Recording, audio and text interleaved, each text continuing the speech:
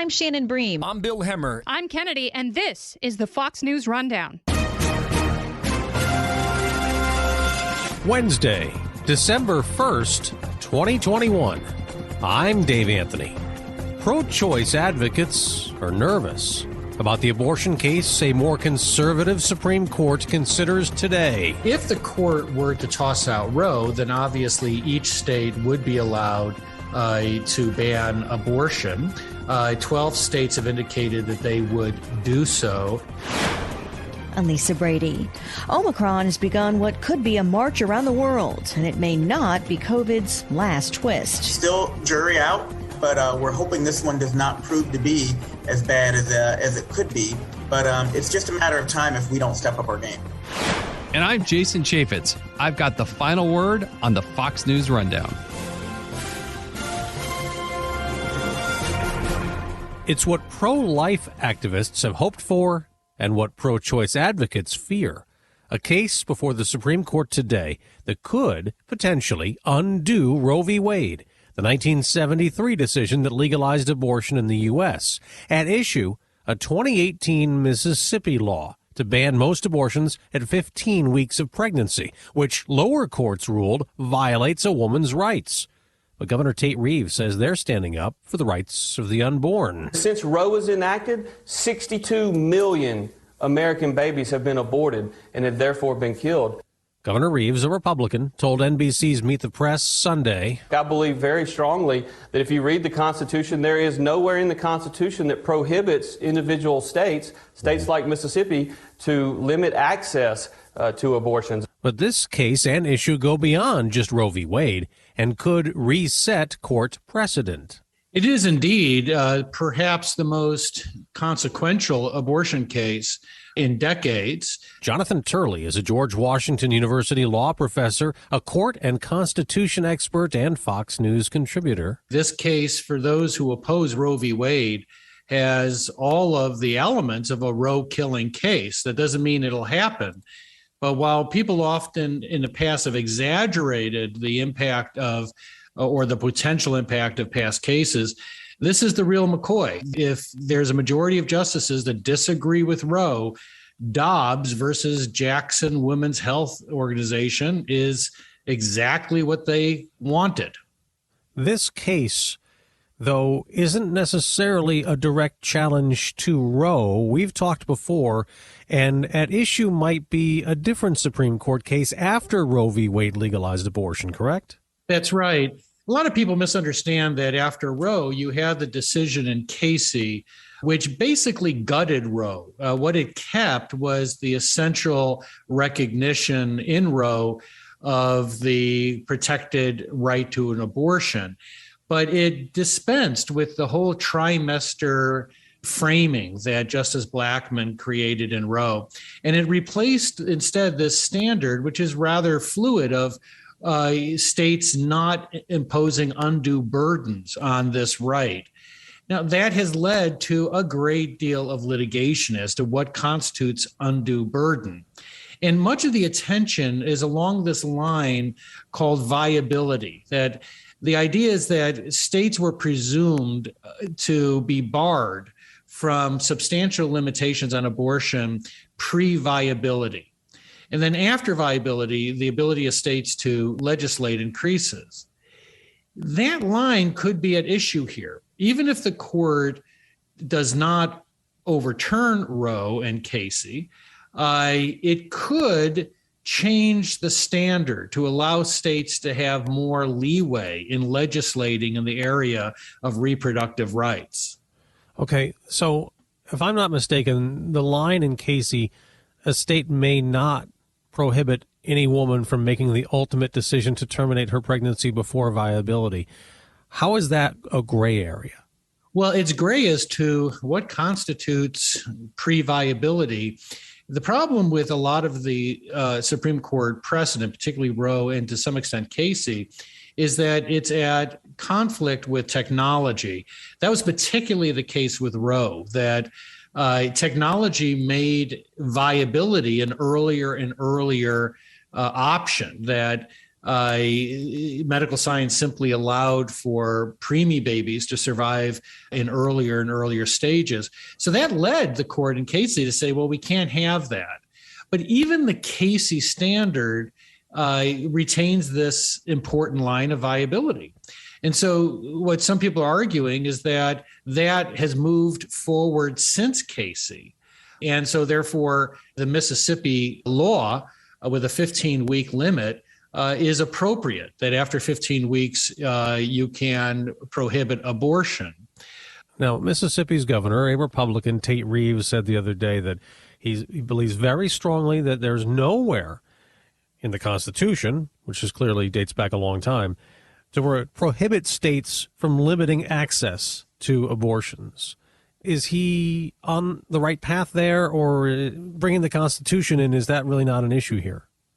Well, bringing the Constitution into this is an issue, in that the court is going to be asked in this oral argument to reverse Roe and to say precisely as was just stated, that the Constitution does not create this constitutional right. Roe is a constitutionally based decision. Okay. And it is certainly true that the Constitution doesn't refer to abortion. It doesn't even refer to privacy.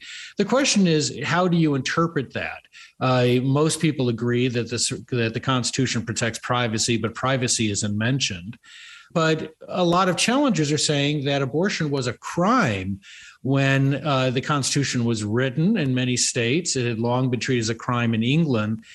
So that the framers could not have foreseen that this Constitution would contain that type of protection. But others would say that, well, that just means the Constitution evolves with time. The meaning of these protections expands with time. Okay. So what are the options for this Supreme Court in a ruling in this case? Well, one option is, in the threshold question, is whether there are now 5 justices that believe that Roe is simply bad precedent. We have justices on the court that in the past have questioned the viability of Roe itself as a constitutional doctrine. And now we have potentially six conservatives on the court. That's right, including Justice Barrett, who wrote a rather lengthy analysis of Roe that challenged its constitutional footings when she was a law professor.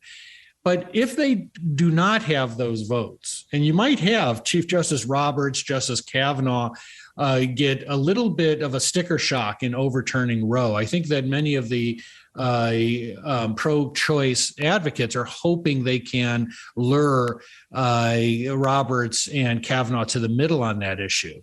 The default then becomes, do you want to change the standard itself while allowing Roe to remain on the books? After all, Casey radically changed Roe, and maybe it's time to radically change Casey. Now, on that, there's some interesting arguments. Even the Washington Post has confirmed that the United States is only one of 7 countries in the world out of 198 that allow for abortions after the 20th week of pregnancy. So our standard currently is towards the high end of protection on abortion.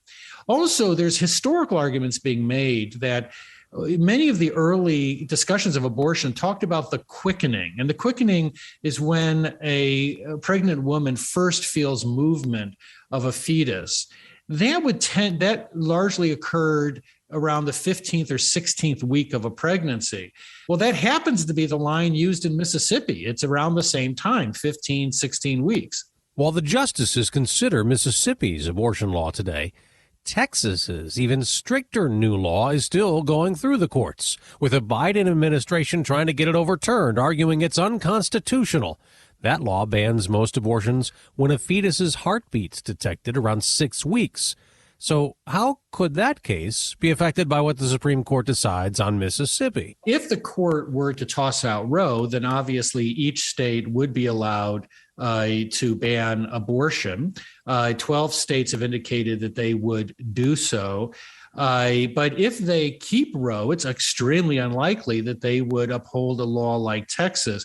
What's interesting is that the United States Court of Appeals for the Fifth Circuit will be hearing an argument in that case this week. So as the court is considering Dobbs, the Fifth Circuit is going to give an expedited hearing to Whole Woman's Health versus Jackson, which is the case dealing with the Texas law with that much earlier prohibition.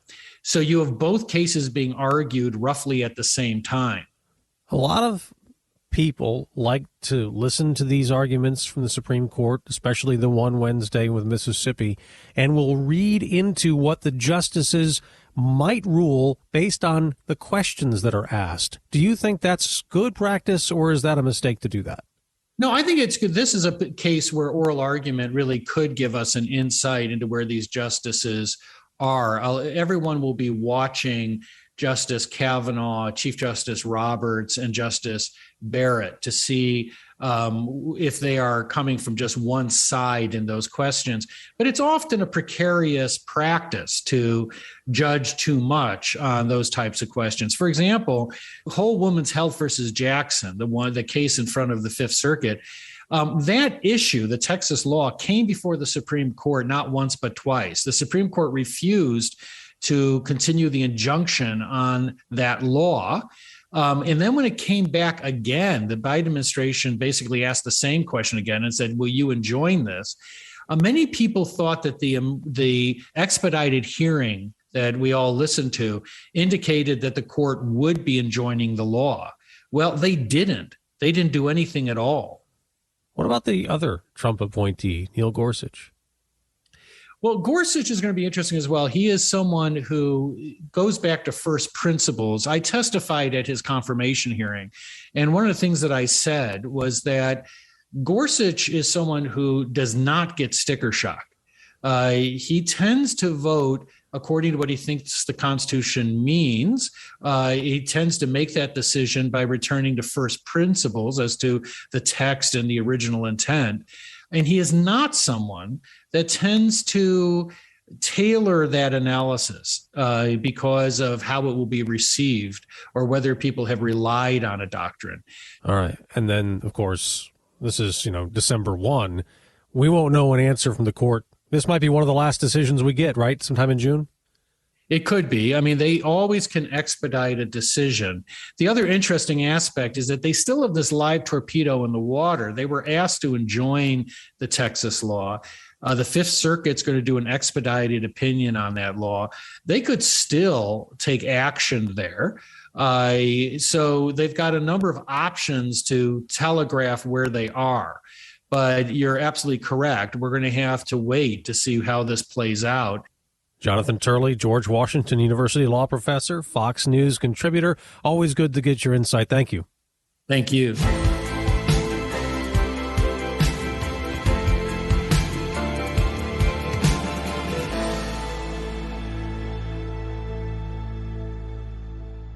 This is Jason Chaffetz with your Fox News commentary coming up.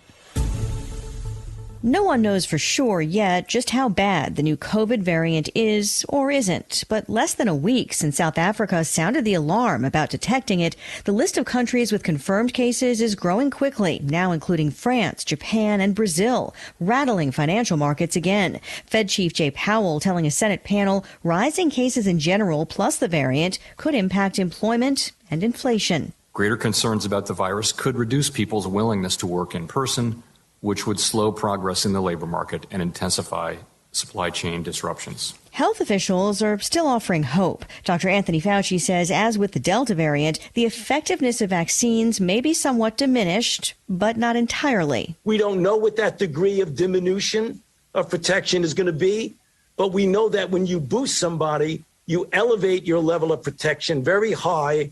And we are hoping, and I think with good reason, to feel good that there will be some degree of protection. Which means keeping more people out of the hospital and alive. In the meantime, the CDC also recommends masking in public indoor settings in areas with substantial COVID transmission, which right now is more than 80% of U.S. counties, thanks mainly to the Delta variant.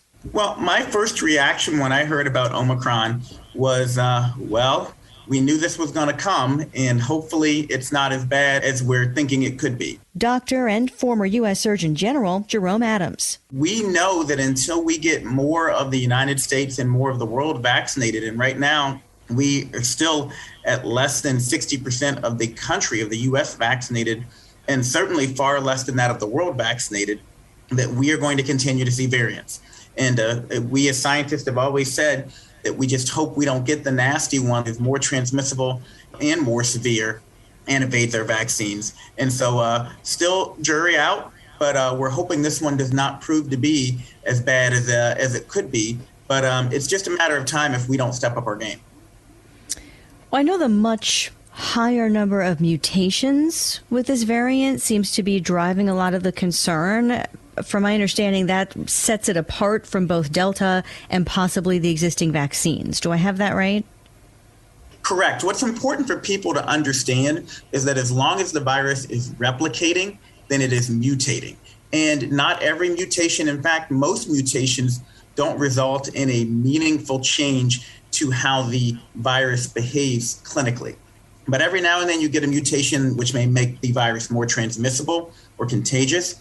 You may get a mutation which makes the virus more severe, or you may get a mutation which causes antibody and immune evasion, which means vaccines and therapeutics don't work anymore. What's really scary about Omicron is that it has over 50 different mutations in it, and that we've seen those mutations in areas that affect transmissibility, severity, and in antibody evasion, at least in the laboratory setting. Is the world at this point, at this early stage, when there's a lot that we don't know about it, aside from the number of mutations, is the world overreacting, from financial markets to governments to people in general? Are we taking it too seriously or not seriously enough? Well, one thing that the president said recently was that we should prepare, but that we shouldn't panic. And we shouldn't panic. Again, from a scientific standpoint, we expected that this was going to happen. We will continue to see mutations. So no, there's not a need for panic just yet, but it's a good time for us to reflect on the many tools that we've received over the last year to be able to combat this virus and to double down on those tools so that if this isn't as serious as many of us feared that it could be, that we are prepared for the next time when it might be more serious. Is the U.S. in particular doing a good enough job tracking variants? And I ask this in part because South Africa is getting praise from the U.S. and others for spotting this and alerting the world to it, though there's information now that this variant may actually have already been in Europe before that, at least several days before that. So how do we actually know that it's not here in the U.S. if we're not constantly looking? It's important for people to understand how we track this virus. And one way we track this virus is by testing, just so that we know who's popping up positive. And one of the challenges we have with antigen testing, the rapid testing out there, is that even when people test at home, they aren't reporting if they're positive. Unfortunately, we haven't seen a substantially increased availability of PCR testing, traditional laboratory testing, or of antigen testing to the extent that we were promised originally by the current administration. So that's the first part. The second part is once people do start to turn up positive, we want to do genomic or genetic testing so that we can determine if this is the same variant that's circulating in the United States as Delta, or whether it's a new variant. But the honest truth is many scientists, myself included, believe that the variant's already here. We just haven't tested for it and haven't done the genomic sequencing to be able to identify it yet. What, in your opinion, should the federal government's next steps be? Well, I think the federal government needs to, number one, have a more sensible and a more ethically sound policy in terms of travel restrictions.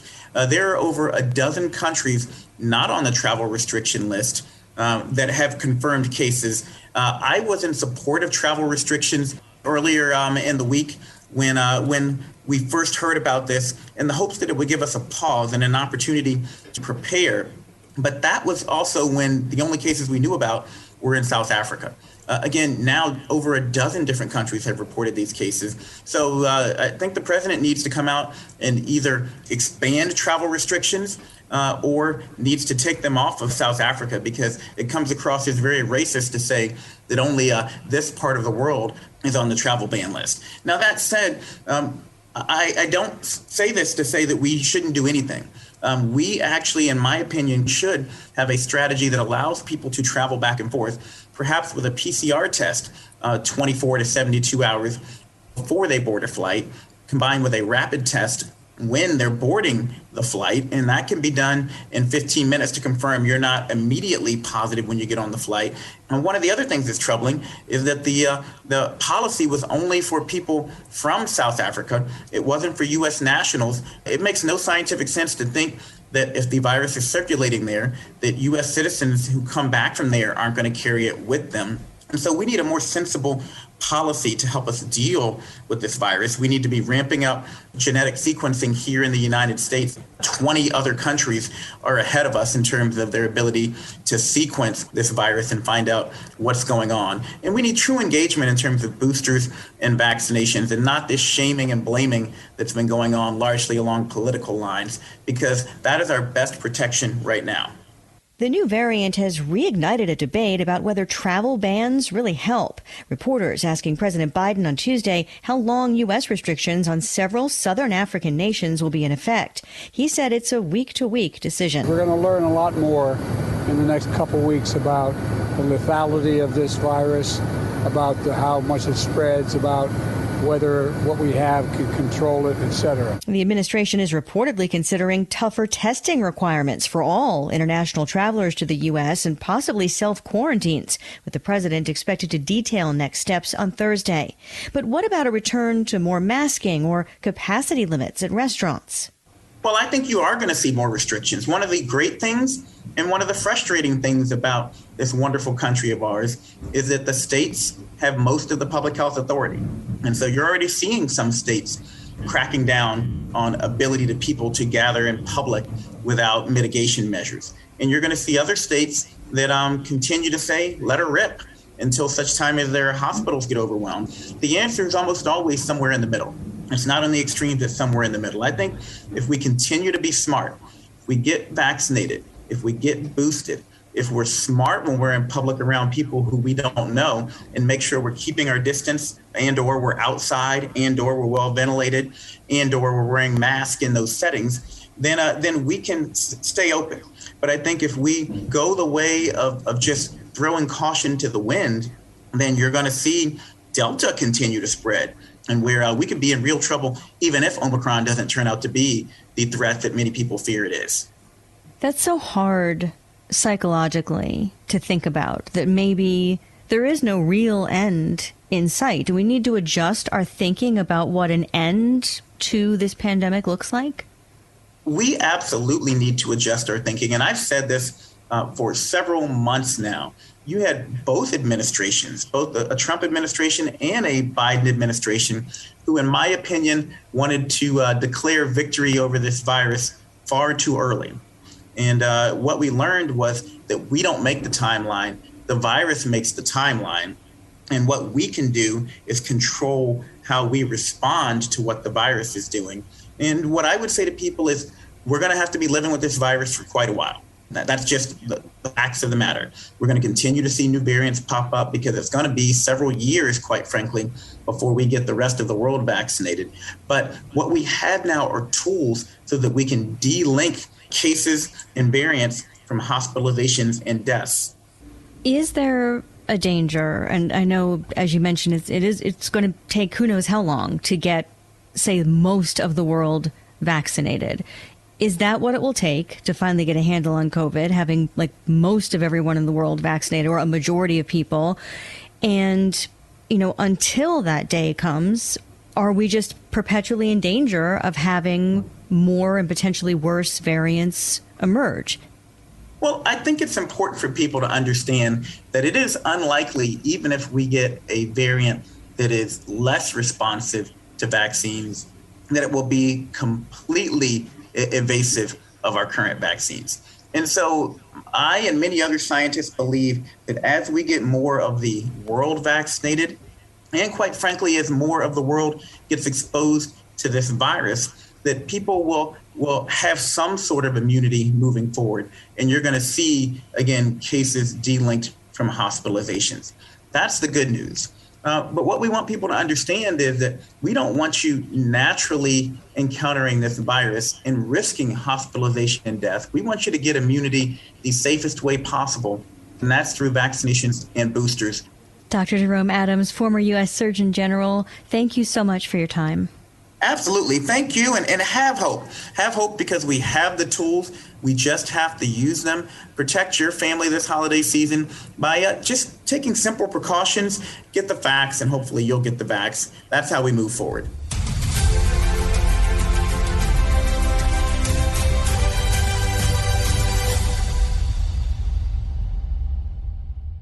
From the Fox News Podcasts Network. Stay on top of the latest news and information from Fox News. Listen and download the Fox News Hourly Update on your time. The trending stories you need anytime you want it. Listen and download now by going to foxnewspodcasts.com. Rate and review the Fox News Rundown on Apple Podcasts or wherever you listen. It's time for your Fox News commentary. Jason Chaffetz. What's on your mind? As illegal migrants continue to stream across America's southern border in record numbers, the Biden administration has announced Trump-style travel bans affecting 8 southern African nations. The administration also instituted a vaccine mandate for essential travelers legally crossing the border, including truck drivers, emergency response workers, and government officials. These new measures, allegedly designed to protect Americans from the spread of the emerging COVID-19 Omicron variant, are little more than political theater. Under current Biden administration policies, migrants detained at the southern border are only being tested for COVID if they exhibit symptoms. There is no vaccine requirement for them. That means hundreds of thousands of people are flooding into the country illegally, while truck drivers are prohibited from doing their jobs unless they are vaccinated. At a time when a shortage of drivers is hobbling already crippled supply chains, Biden's new regulations have a huge downside with very little upside. According to unpublished U.S. Customs and Border Protection numbers obtained by the Washington Post, border apprehensions in 2021 reached the highest levels ever recorded, and the 1.3 million people taken into custody just since President Biden took office is likely only a fraction of the total number of illegal border crossers. Among those are untold thousands of African migrants, some inevitably originating from the very countries affected by the travel ban. In 2019, when illegal migration levels were much lower, an estimated 5,000 people from 35 African nations were taken into custody trying to cross into the country illegally. Those are just the ones who were caught. Since then, the number of migrants have exploded. Between 2012 and 2020, the Border Patrol detained an average of 540,000 people per year. That is 1/3 the number apprehended this year. The most recent data shows the number detained just in the month of October was 192,000. Again, a fraction of the total. How many of them were tested for COVID? How many are expected to be vaccinated? Biden's policies have real economic consequences for the border economy. Shutting down travel from other nations, checking vaccination status at the border, and mandating people inject an experimental vaccine come with a price. Paid in freedom, opportunity, and prosperity. People were willing to pay that price when they thought it would protect them from a deadly virus. No one can say whether travel bans and vaccine mandates would be enough to protect Americans from a new unknown variant. But we know for certain those policies won't work if they can be easily circumvented by millions of illegal border crossers, putting us all at risk. I'm Jason Chaffetz, Fox News contributor and host of the Jason in the House podcast. You've been listening to the Fox News Rundown. Stay up to date by subscribing to this podcast at foxnewspodcasts.com. And for up-to-the-minute news, go to foxnews.com.